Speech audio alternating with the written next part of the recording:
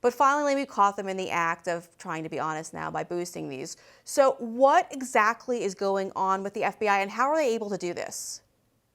Well, it's a numbers game. It's a statistically driven organization, and they're going to manipulate the stats to the way that best serves them. So for here, they had their minders, and the Democrat Party wanted the violent crime stats to look down. So the FBI just didn't collect about 31% of police departments' data, including from major cities like Chicago and Los Angeles and Baltimore and New York, where all the violent crimes are happening. And then the FBI just sort of projected what they thought it possibly could be so they could get to that good bottom line number that then the fact checkers on the presidential debate could go out and trot out and try to make President Trump look like he was just speaking out of his rear end. But it's not true because crime stats have gone up dramatically and now they're just trying to sneak it in last second. If anything, I think that this suggests that the FBI is trying to clean up shop leading into November 5th. Yeah, I think it's pretty obvious that that's what's going on here. And, I witnessed it in the state of New York when they pushed forward, they call it criminal justice reform, even though it's a criminal bill of rights.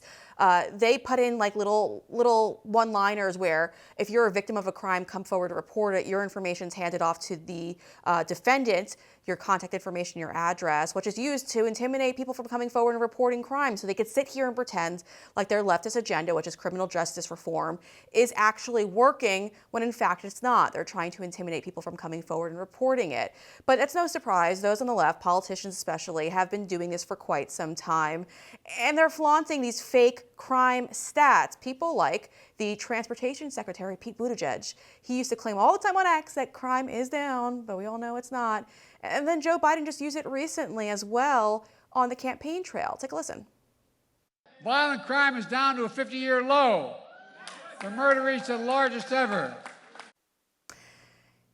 Steve, you know it better than anyone else. They use the FBI to, Democrats specifically, they use the FBI to help them on the campaign trail. What's your takeaway from this?